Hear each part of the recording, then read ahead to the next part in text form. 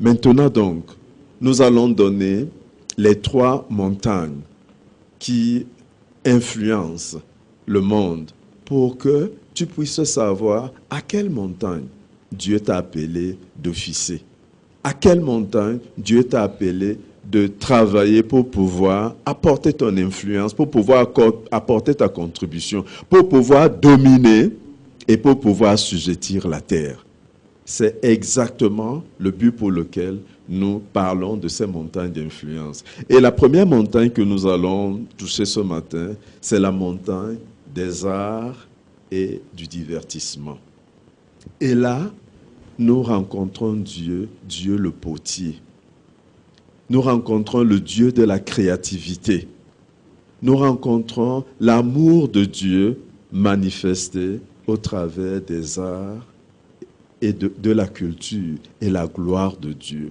Quand vous voyez une art, quand vous écoutez un poème, vous êtes ému et vous vous demandez c'est comment. Quand vous écoutez certaines personnes chanter, vous sentez directement la gloire de Dieu. Parce que dans cette montagne-là, c'est pour pouvoir exprimer la gloire, l'amour de Dieu à travers les arts et la culture. Et je vais citer quelques passages pour soutenir ce que nous disons.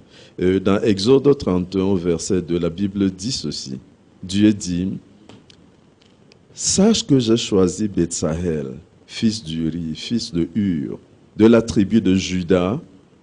Je l'ai rempli de l'Esprit de Dieu, de sagesse, d'intelligence et de savoir pour toutes sortes d'ouvrages. Je l'ai rendu capable de faire des inventions, de travailler l'or, l'argent, l'airain, de graver les pierres enchâssées, de travailler le bois et d'exécuter toutes sortes d'ouvrages.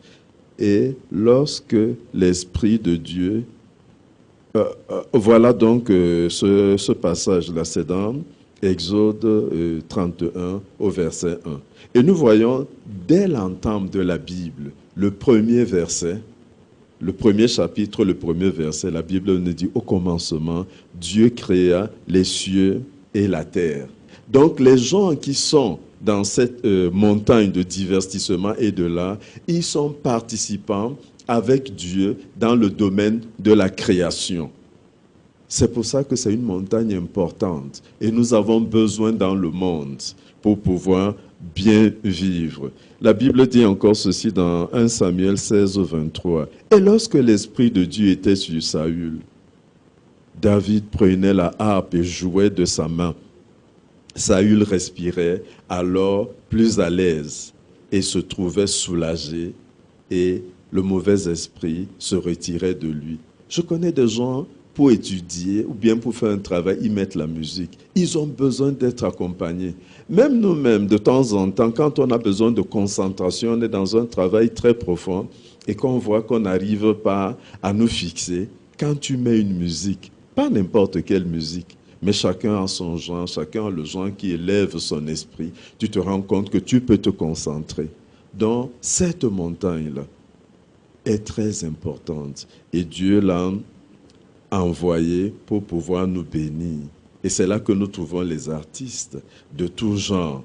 Nous trouvons des musiciens, nous trouvons des profs de musique, ainsi de suite. Nous pouvons aussi découvrir, quand nous allons dans un musée, nous voyons des œuvres d'art qui sont là. Nous voyons vraiment, ah, Dieu, c'est lui qui a fait ça. Comment il a fait? On se pose la question, comment il a fait pour pouvoir faire ce tableau? Comment il a fait pour pouvoir faire cette gravure?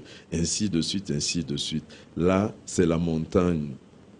Une montagne dont nous avons besoin pour pouvoir vivre. Et Dieu a placé des personnes particulières pour pouvoir s'exprimer au travers de cette montagne.